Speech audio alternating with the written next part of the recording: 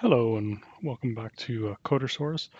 We're going to continue with Oracle Apex. We want to, at this time, well, the last time we got together, we created a really basic Hello World application, Hello Apex, and talked a little bit about the grid. We want to keep going on that. We want to actually create some data in the backend database and expose it in our application. So in order to do that, we'll have to go back into Apex, and I'm logged into Apex. We want to go into SQL Workshop, and we want to click on the object browser. Now, SQL Workshop has several options. We've got an object browser for viewing the data structure, database, the ability to create, and save SQL scripts. So if you like to work offline, you can upload your scripts and then run them and manage them in here and see the results.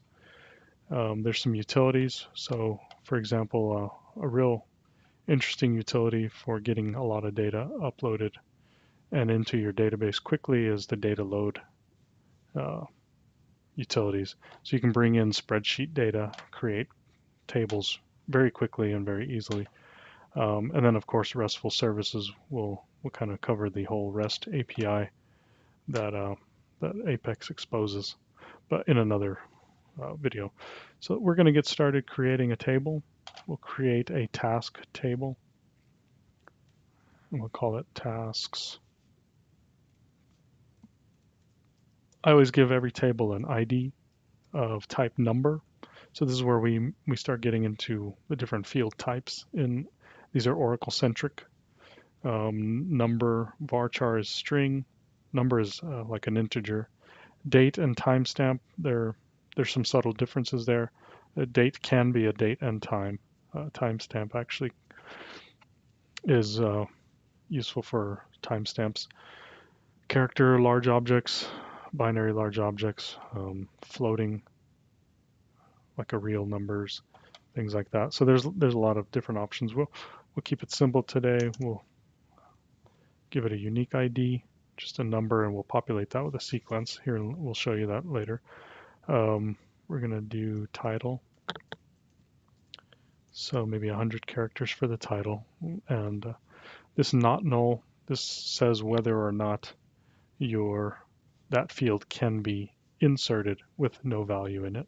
And so we'll leave everything as not nullable and do the validation in the actual application.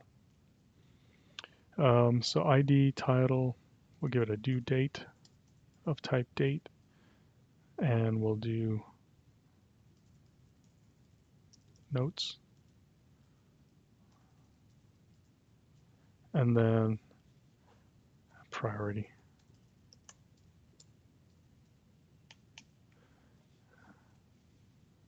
And maybe context. Oh, we'll just leave it like that, priority.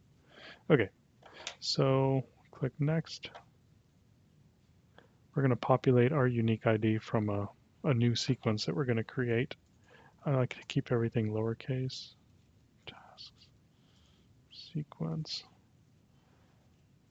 And our primary key is the ID field. So I did tasks primary key as the primary key constraint name. It's going to create a new constraint. Now, don't worry about that if you don't understand what that is. If you want more information, there's more information down here. We do need to put in what the primary key is, the field, and there's only one. It's the ID, the one I'm creating. And then we need to give our sequence a name. We're not creating any foreign keys. That's for relationships between tables. And we're not creating any constraints at this time beyond the primary key constraint. So now we have a tasks table, and we can look at the SQL that is used to, for example, to generate that tasks table. We could save that out into a script. So this is actually what's going to get run, or that got ran in the database. So we created that table, and we created a couple of things. We can actually edit the data from here, so we could actually insert a row, and you can see it gives us some space. So buy groceries. I won't put in a due date. Notes. We'll just say milk, flour, bread. And then priority, I'll leave it blank as well. And I'll show, we're going to put all of that in the UI, in the actual application. So we'll create, and that's enough. We don't have to put a lot of data here. It'll be nice to be able to see that data in the actual application when we do this. So let's go back to Application Builder. We're no longer in the SQL workshop, but let's go back to the Application Builder and let's put in a couple of pages that will allow us to view a list of tasks and create a new task, or delete tasks and modify tasks. So we'll click on Create Page. And this is where we need to maybe pay a little bit of attention. So we have a current page of type login, and that's there. And we probably, let's see, that's a special page called Home that's created probably only when we create our application for the first time. But we can create different types. We're going to create a form page to be able to edit a task. But in addition to that, we want a form page with a report, so with a list. So there's some different types, but that's the kind we're going to pick. So again, so you can see that again, I picked form, and then form on a table with report. Now, the first thing we're doing is we're editing the report page, the list. And so I'm going to give it a name of task list.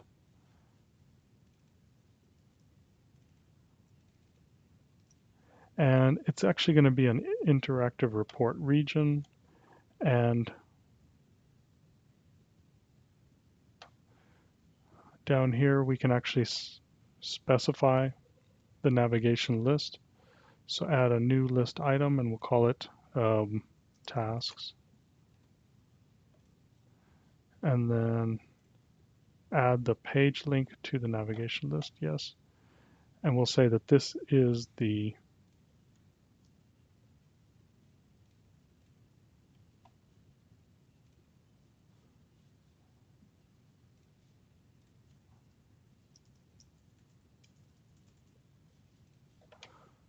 So we'll actually, so this navigation list, this is the basically the tabs up here. They're not really tabs, they're more like a menu bar navigation, but it's hierarchical, so it can have a parent. But at this point, we're creating a new item. So basically tasks, and actually, leave this blank. There we go.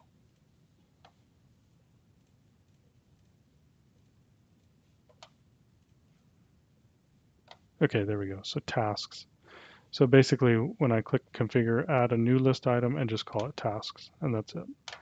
And then we do want breadcrumbs, and I'll show those in a little bit, but those are going to be kind of show us where we are in our application. And I'll show breadcrumbs and navigation lists in a second. So we click next, and we're going to pick the tasks table. And in our report, we're going to show everything except for the ID. So title, due date, notes, priority. And then we need to pick an icon basically for that we're going to use when editing our task. And I'll just leave that there. We'll leave that default. And now the second thing we're doing is we're actually editing the page, or configuring the page that is the details. So I'm going to call this task details. And that's the page name, but it's also going to be the region title. So in the page name, I'll be able to identify it here in this list of pages as task details, but on the page itself, when I'm looking at the regions, that's what that's going to be called. And actually, let me go back and make sure there weren't more options beyond those. Yeah, that's it. So click next. And the next thing we want to do is we want to say how we're inserting new values. The ID field is going to be inserted. We're going to manage that through a primary key, and we're going to use the sequence that we created earlier. So I pick select primary key, and the ID field is my primary key field. So we're going to pick existing sequence, and it should be that tasks sequence. Again, this is the auto numbering for the unique ID of the field. It's not real critical. I could have used row number, but I'm just going to go ahead and do what I normally do and include a unique identifier. Now, these are the fields that will show up on the form. I don't have to see select columns to include on the form. I don't have to include all of them. For example, if I don't want notes to be editable on the form, that doesn't have, or maybe let's say I had a due date, but you can't edit it. Maybe you don't want to see it on the form. I'm going to actually include everything. And then it gives me some options around what do I want to be able to insert, update, delete. So maybe I don't want to be able to delete tasks, so I can hide the delete button. So click next and then just create. And so what it'll do is, let's go back. It'll create it created a task list and a task details. And so let's go ahead and run that. And so now we can see that we have a tasks navigation item. And if we click here, we're looking at task details, and you can see that these breadcrumbs are changing as we go. So if I click on tasks, that takes me back to my list. From here, I can click create, put in a new task. Let's say order.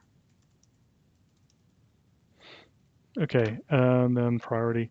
Priority is a free text field. I don't really like that, but let me just go ahead and create here, and then we'll kind of spruce this up a bit. So what are we looking at? We're actually looking at two pages. We're looking at this first page, which is the list, and then I can drill into the list and edit details, and then apply changes, and I get a success message. Now, a couple of things I don't like. I don't like the date and time showing up here. I just wanted a date format. So let's click our quick edit, go into that. And I think I did that wrong. Let's go back.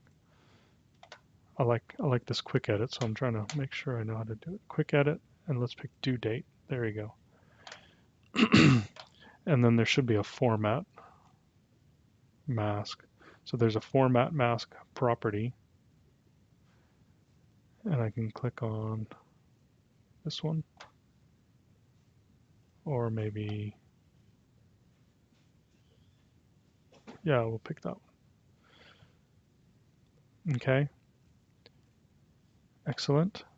So now if I go into that one, this one's the same thing. It's got the same problem. So let's quick edit here, click on there.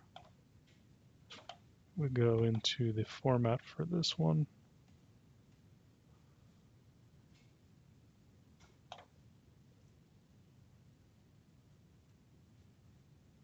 There we go, format. And then we'll choose that one as well. Nice. Maybe I want some more space on this one. We can say this one should be 50. So we can see it get bigger. This one should have more lines. So let's say 10 and 80. And then the priority. Okay, so priority is actually interesting. I want that to be a drop-down list. And this is where we get into list of values. And I'll cover that in the next video. So shared components will be the topic. Thanks.